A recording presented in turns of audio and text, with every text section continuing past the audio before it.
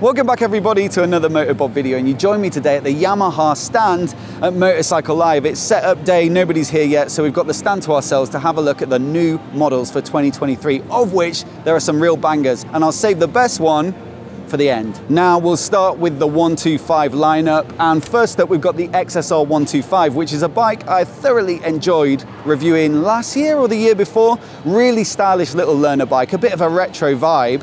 This is the Legacy edition, so it's got spoke wheels and gold rims and a black paint job, but the regular model also comes in white, yellow, and new for this year, blue with gold rims, which looks absolutely exceptional. If I was a learner rider riding that, I'd be very happy with my lot, because it looks just like, I mean, a smaller version of, but it's bigger, more premium, more powerful sibling, the XSR 900. It's basically the exact same colors. Now we'll head over here to the MT 125. So the XSR has got a more modern, sporty looking equivalent, and this is it. And this does get some technical or spec tweaks for the new model year. So firstly, we've got a new TFT display, which is really quite modern and classy looking for a 125. And it does offer a little bit of phone connectivity as well. So you'll get calls and messages on the dash if you've got your headset connected and that sort of thing.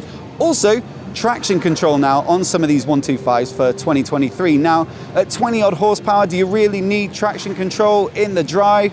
Probably not. But if you're riding in wet conditions, if you commute on it, which you may well do, it'd be a great little city bike, then occasionally TC might just save your ass and you'll be grateful it's there. But I gotta say, my favorite update to the 125 lineup is this, the R125. Now it also gets the new 5-inch TFT display with the connectivity. It also gets the traction control, but I think it's this new styling package. Let's go around the front and I'll show you, because it's the front end where it's most apparent. You see, the R3 is what it used to look like with the twin headlights, but now it's got a front end that looks much more like the more aspirational bikes, let's say, in the Yamaha lineup. So the R7 and R1 with that single headlight in the middle, the projector, and then the little DRLs down the side. Super sporty looking, very nice, and I think it's much like the XSR. If you're riding that and you're a learner, then you're doing pretty well. It's a lot better than the bike I learned on.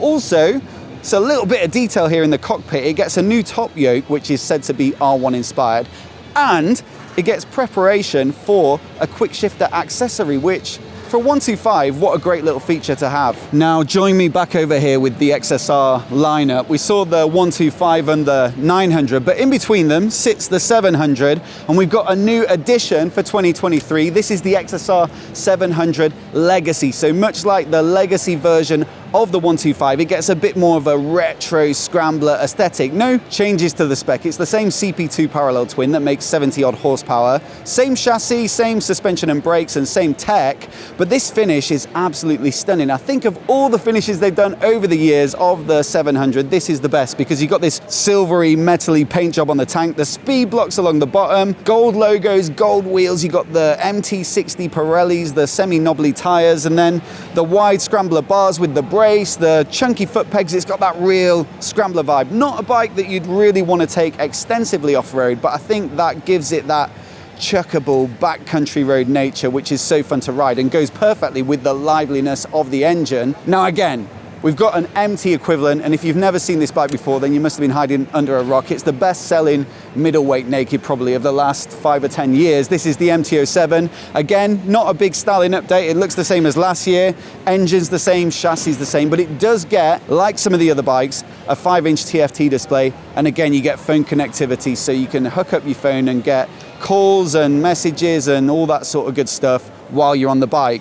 Not for everybody. Some people like to get on the bike to get away from their phone, but if you're commuting or you're using your bike for practical purposes, then it might come in handy. And also, the rest of the market is pushing forward on the tech in this sort of middleweight sector. This has always been a great bike for the engine and the riding dynamics, but other bikes are really pushing forward, and so it's nice to see this feature on the Yamaha keeping pace with the tech that's available elsewhere in the middleweight market. On top of that, this is now prepped for the quick shifter, so it's pre-wired to take the quick shifter accessory. I tried it out recently on the R7 and it really does work quite nicely. I wouldn't say it's the most refined quick shifter, but once you get the engine singing, which is where you want it when you're properly on the gas, it works well. And also, I think it's quite well priced. It's not as expensive as quick shifters from some other manufacturers. Now, before we get on to the next bike, I just want to say a massive thanks to Manscaped for sponsoring this video. And they just sent me their performance package to check out, which offers a bunch of their best products all in one box. So you get the headliner, the Lawnmower 4.0 body hair trimmer, which features their anti-nick skin-safe tech, as well as this handy little LED light so you can see exactly where you're trimming away. On top of that, there's the Weed Whacker nose and ear hair trimmer, which has 360-degree blades and the same skin-safe tech, and if you've ever nicked the inside of your nose, you'll definitely know about it. Now you get their Crop Preserver ball deodorant and Crop Reviver ball toner spray, their Shears 2.0 6-piece stainless steel nail kit, and for a limited time, you'll get 2 free gifts. Firstly, their Shed travel bag, which I think looks super stylish, and then also a pair of their anti-chafing boxers, which I think are mega comfy, and that's much appreciated when you're on the bike. It's the perfect Christmas gift for this year, so head to the link in the description and use my promo code and you'll get 20% off, plus free international shipping, plus the 2 free gifts. So once again, a massive thanks to Manscaped for their support. Now over this end of the stand, we've got the sort of Tenere zone, which is a nice place to be if you like Teneres. I really like the World Raid. I rode that at the off-road centre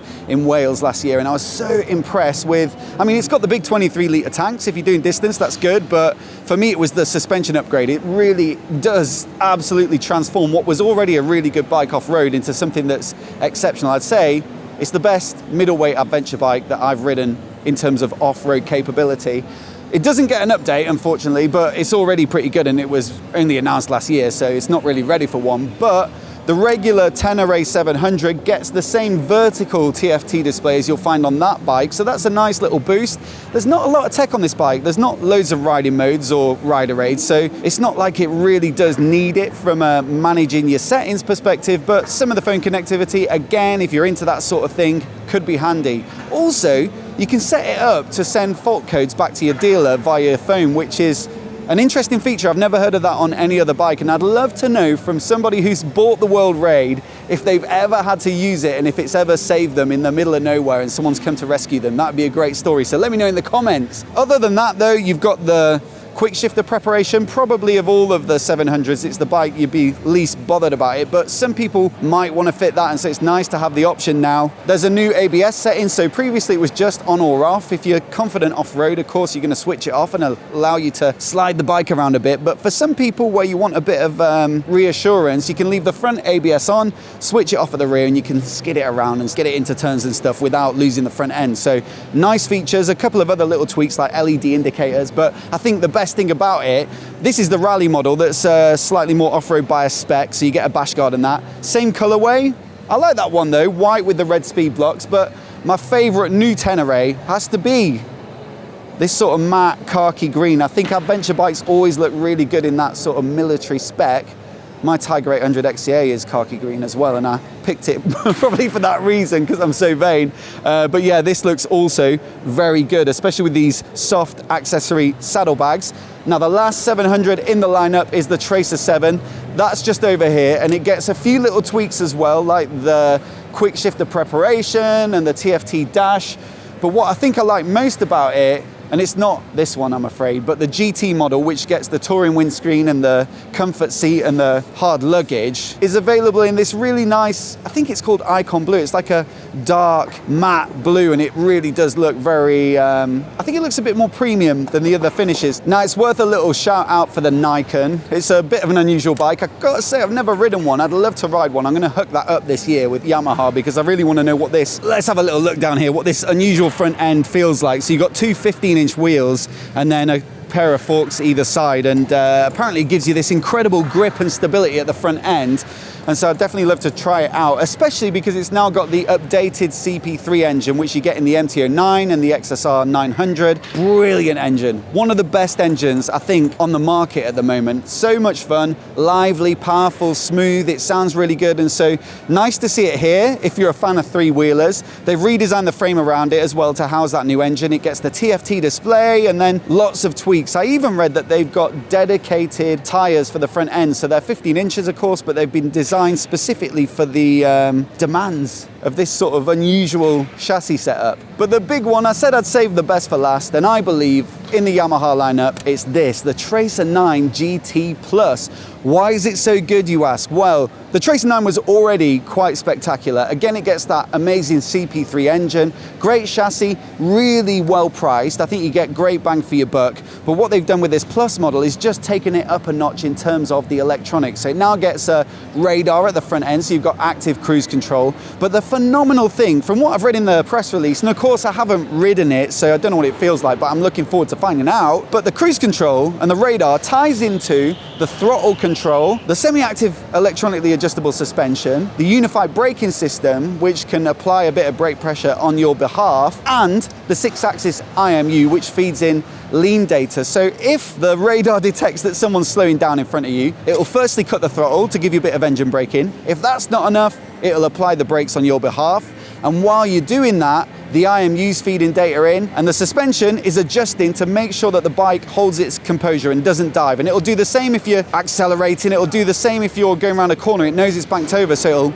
accelerate appropriately and give you the appropriate braking intervention and suspension settings. What a phenomenal sounding bike. I know that level of tech isn't for everybody, but for those of us who do like that sort of thing, or maybe are just intrigued by it, I think this is a phenomenal package, and you know, it's going to offer so much versus some of the competition. So a stunning job. In fact, a lot of stunning bikes, I'd say, from Yamaha this year. So a massive thanks to them for inviting me to have a look before all the punters come in and get in the way. You know what it's like. We'll be back on Tuesday to do a bit of that sort of filming, but this was a joy to have the stand to myself. So thank you very much. As always, let me know which bike you'd pick down in the comments below. I'd love to know which one you'd like to take away if you could. And if you want to see more of our content from the shows this month, from EICMA and from Motorcycle Live, I've made a playlist that you can click on it here and see all of our wonderful videos. So thanks for watching, and I'll see you in the next one.